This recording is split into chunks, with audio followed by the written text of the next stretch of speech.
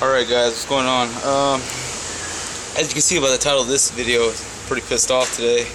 Not on this vehicle, but since it's already opened up, I thought I'd talk about it. A guy came in, check engine light kind of surges a little bit when he's going uphill. He tows a lot, so you notice it, a lot more going uphill with a load. And so I got it, checked it out, had a code for EGR valve, and performed the EGR valve test on the IDS, and it failed. So I put a new one on there. Went to go road test it, and all of a sudden we hear this, loud rushing air noise around this, center of the engine. And taking a look at it and see what's going on. It only boosts like 10 pounds, so I thought maybe it was a clogged cat or something like that.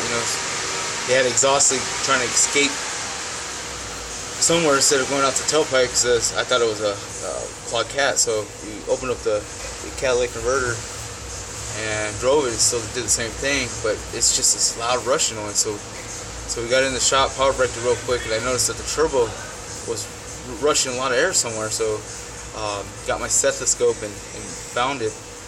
So this is what I found.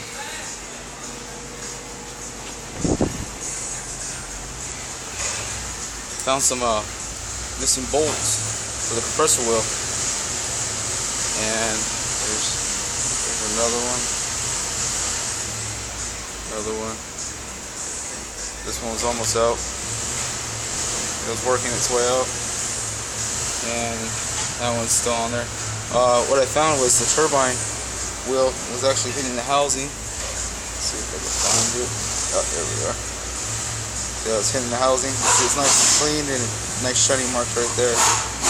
So the shaft is out of balance, and probably just rattle the fucking bolts right out. So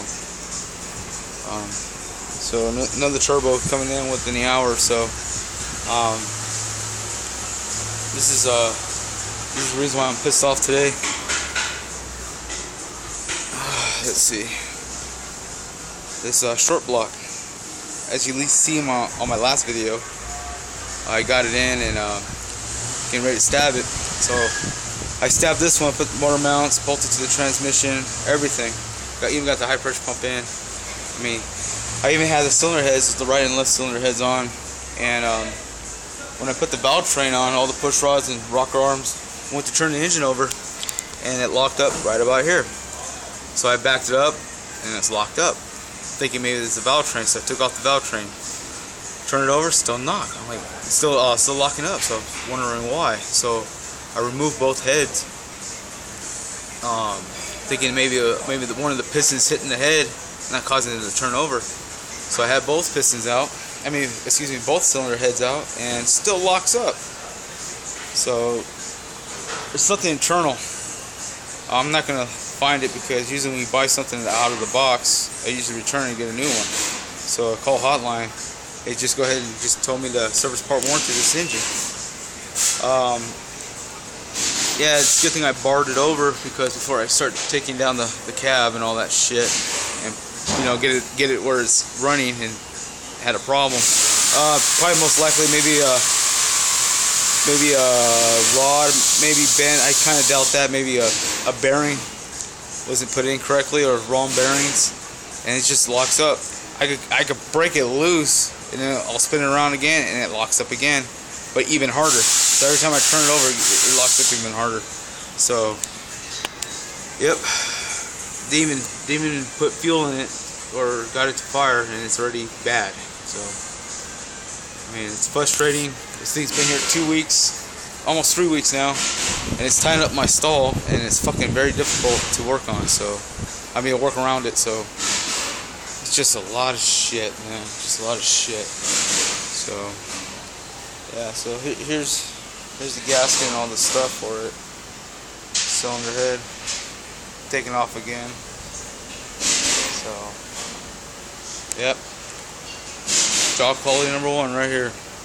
So short block should be coming in within a day or two. Hopefully I can make it on this pay, because it's pretty much my paycheck right here.